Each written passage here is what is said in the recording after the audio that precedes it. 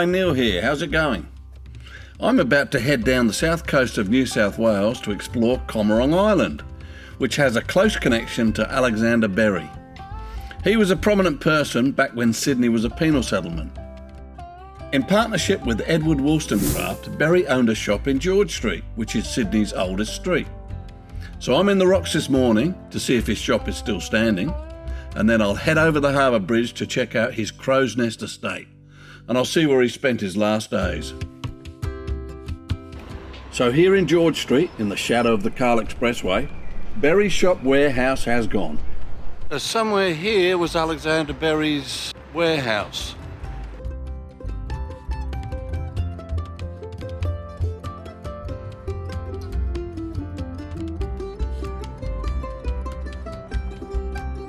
This is Cadman's cottage. I think it was built in 1816.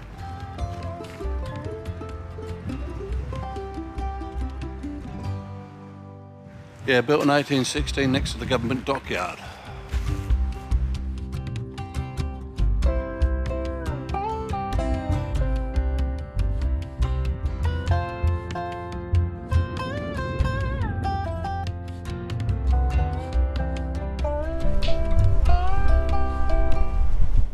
This is the Fortune of War, Sydney's oldest pub.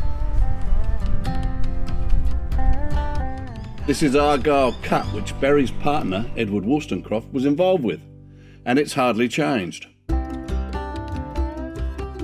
This is the Argyle Cut. It's a massive tunnel started in 1843, which convicts cut through the sandstone that enclosed the rocks. Now we're driving across the harbour bridge to see where Berry lived out his last years. When his partner Wollstonecraft died at the age of 49, Berry inherited the Crow's Nest estate from him. Crow's Nest House was unfortunately demolished to make way for a school, but the original gates and fence remain. So the only thing left standing are these original gates and the fence.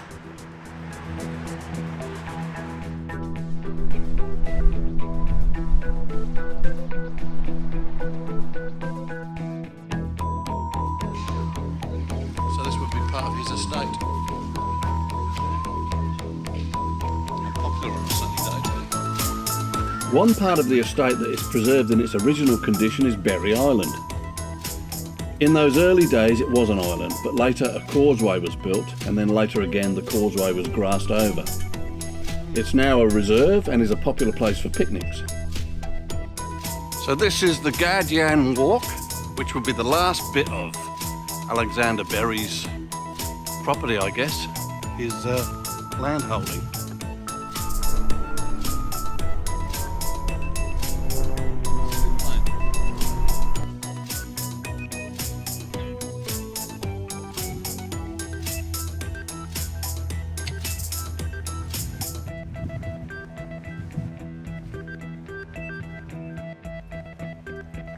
It's a really lovely bit of bush here.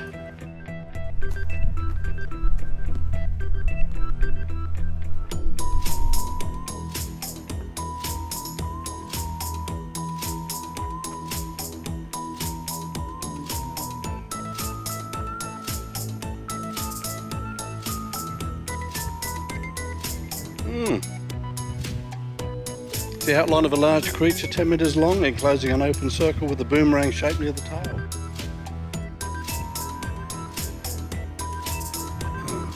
There's a lovely cove. Now that we've checked out Berry's legacy in Sydney, we're going to head south to Comerong Island.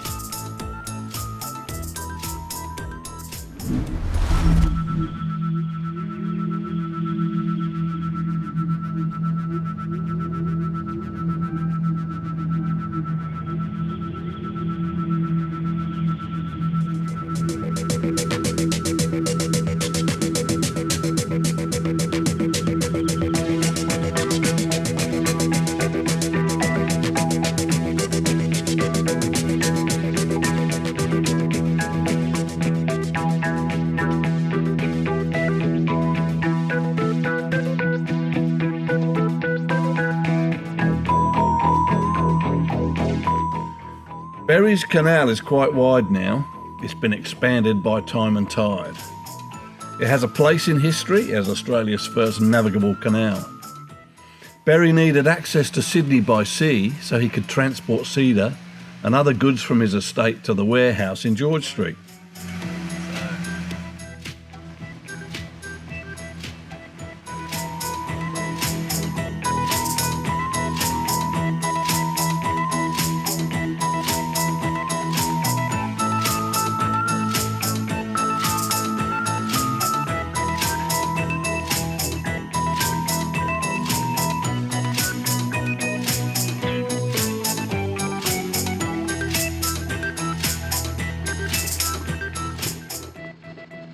So we've come across on the ferry and we're now on Comerong Island, which is, the canal is just over there. Might not be able to hold it up high enough for you to see it. And we're on the way to look at the nature reserve, which has a four-wheel drive track from north to south apparently, so we'll see what that's like.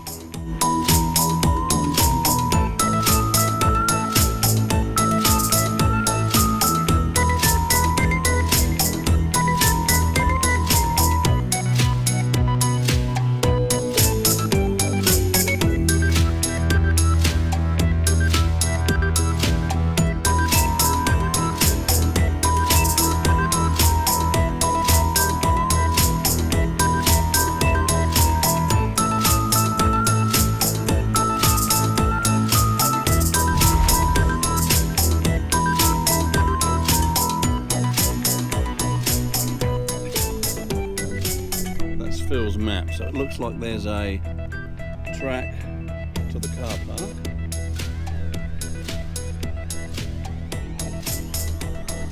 And then this track onto my right is two-wheel drive vehicles may find the track impassable during wet weather.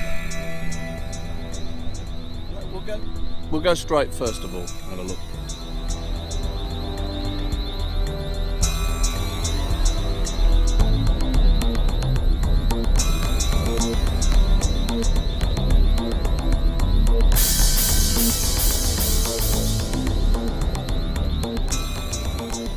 I think that's a walking track to the beach.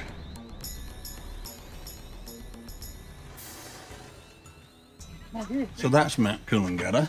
Yeah. We've come across on the ferry and we've come up to, oh, it must be here. Mm. Yeah, so that was Shoalhaven Heads we saw. Mm. Yeah. Oh, so actually that's wrong. Where I'm looking at there, that's not the canal. That's the river. The canal. This is the other river, Mm. and they've cut the canal somewhere just that bit.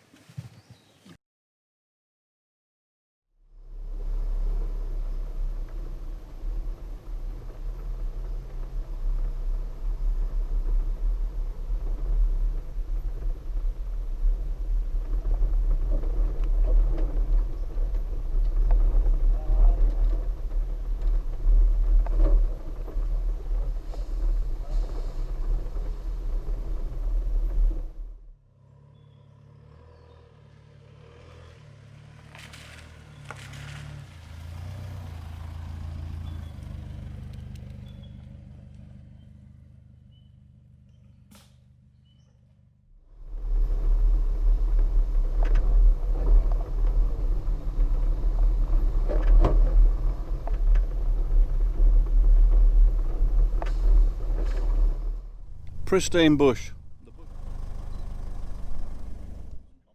Comerong Island Nature Reserve, and there's a fork in the track. I thought it was just one track there and back, but anyway. So we're going to go left.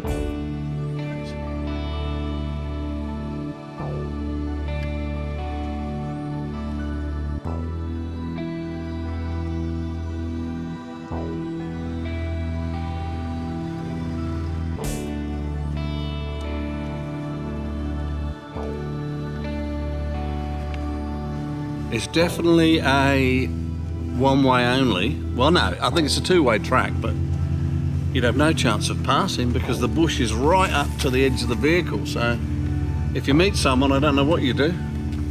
You'd have to back up a fair bit to find somewhere to pass. But anyway, it's probably not that well trafficked, I'd say.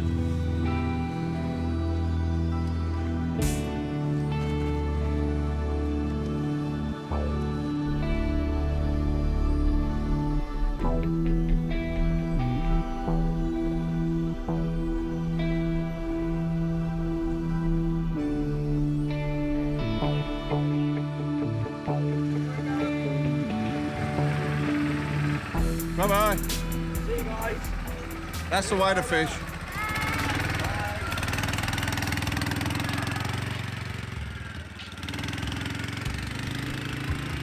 That's the way to fish, isn't it? I wonder if he lives on the island or he's brought that across on the ferry.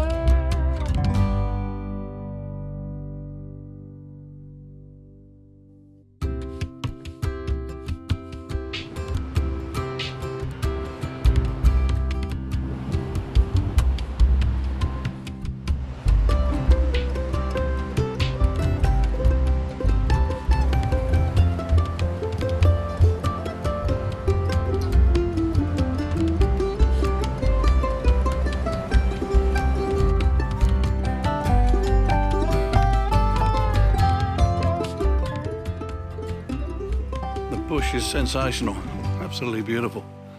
Because they have the hassle of coming over on a ferry, there's just fewer people come and visit, so less people, less impact, but absolutely gorgeous.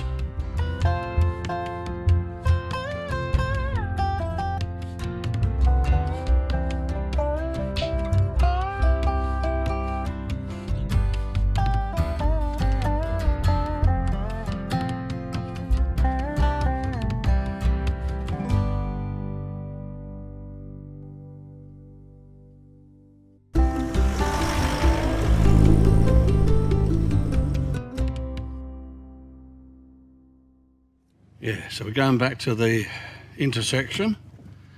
Now we've had a look at that beach, which is beautiful, and we're going to go left back onto the main track again.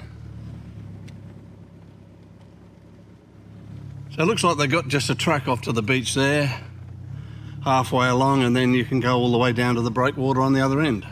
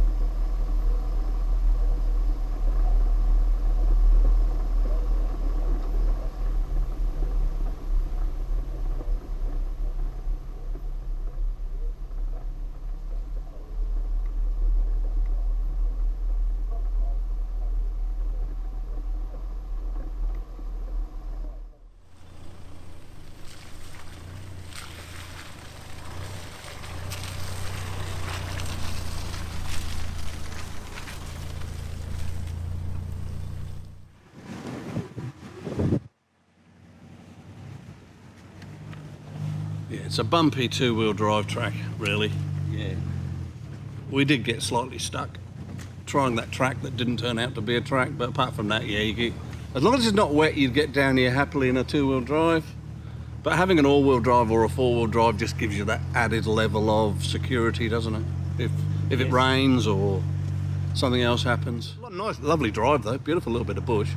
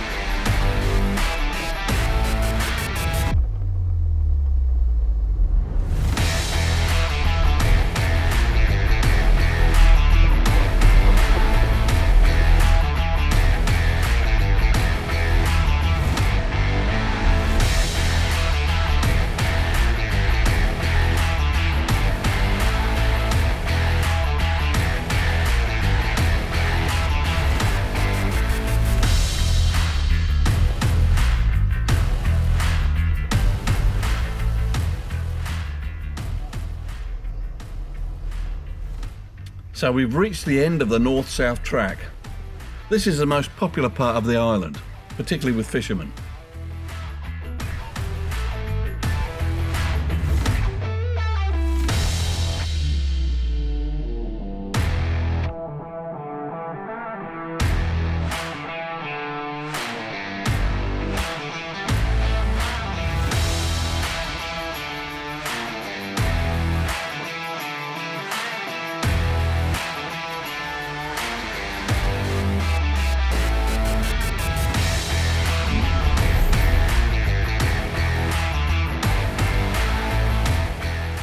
There's also the breakwater walking track, which provides access to the ocean beach and the breakwater for fishing and recreation. This breakwater is quite old. It was built between 1909 and 1912, and the training walls on the lower Crookhaven and the canal were started earlier in 1902.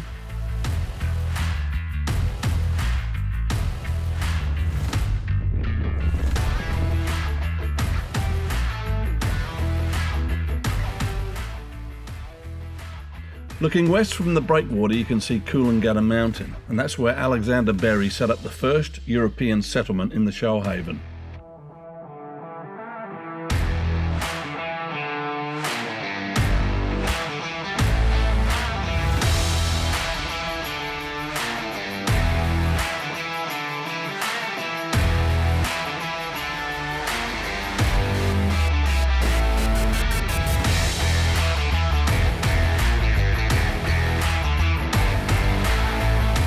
Comerong Island is a 2-hour drive from Sydney, so easily accessible as a day trip. Don't come on the first Tuesday of the month though. That is when the ferry maintenance day is, and the ferry doesn't run until 3:30 p.m. Okay, so we've finished here on Comerong Island. Thank you for watching, and don't forget to subscribe and tap the notification bell. That way you'll get push notifications to your browser and phone. Okay, thanks. See you next time.